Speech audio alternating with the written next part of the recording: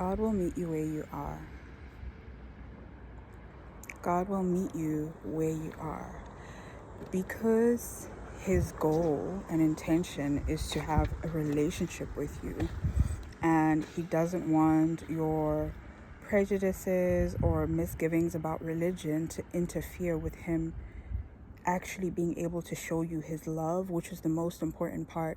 Jesus died so that we could have a relationship with God, and so that our sin, our preconceptions about who he is don't get in the way. So nothing disqualifies us.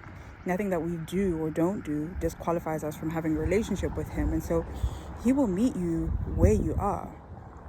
He made all the performative aspects of religion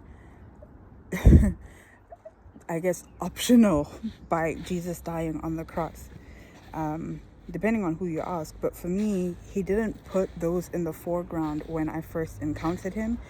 He pursued me with his grace. He showed me first who he is, and then he showed me certain things that I needed to understand, that were pertaining to how to walk out my faith. But he didn't make that the prerequisite, because he already did the major work.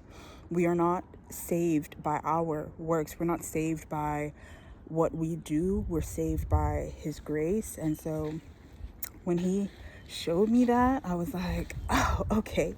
Because I had all these misgivings about religion, politics, and how it intersects with religion, colonization, and the history of harm that's attached sometimes to the image of what the church represents. And it can be very difficult for most people who consider themselves ethically minded to reconcile the image of religion as it's been portrayed and the image of a loving God. And God doesn't want you to be like trying to splice or split hairs.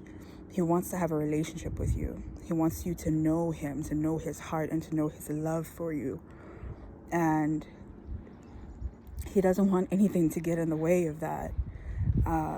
And if you haven't had people to introduce you or show you or to guide you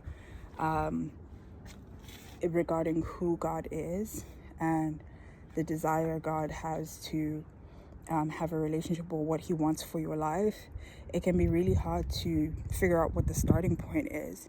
And what I recommend is just starting with the "Hey God, I'm curious about you" prayer. Hey God, it's me. We haven't spoken in a minute. Please show me who you are.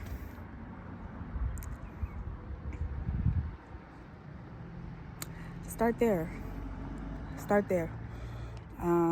Allow that to be your starting point, and trust, because his love is so unconditional and he is a God who has been in pursuit of your heart for so long. He will meet you where you are. He will meet you at your perspective, at your understanding of him. If you have been raised from, different religious aspects, if you have different spiritual beliefs, whatever frame of reference you're coming from, if you're curious about the one and only God, he will meet you at your reference point, and he will begin to teach and reveal to you who he is, so long as you're pursuing him and your heart is open to correction, because he is a person. And obviously, if we have misinterpretations or presumptions about a person, sometimes it's hard for us to set those aside when they tell us who they are, when we've known God conceptually versus like known him in a relationship kind of sense. And so he wants relationships. He wants relationship with each of us as his children. And that part is without condition. And so he wants to know you. He wants you to know him. And just start asking him questions, and he will respond to you, and he will guide you. He will tell you who he is.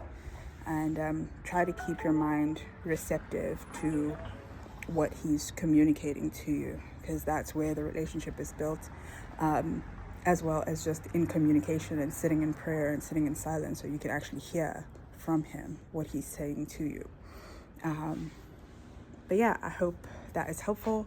I'm sending you so much love. Have an amazing day, and bless somebody. Bless somebody. It don't cost anything to do it. I hope this was a blessing to you. Okay. Much love.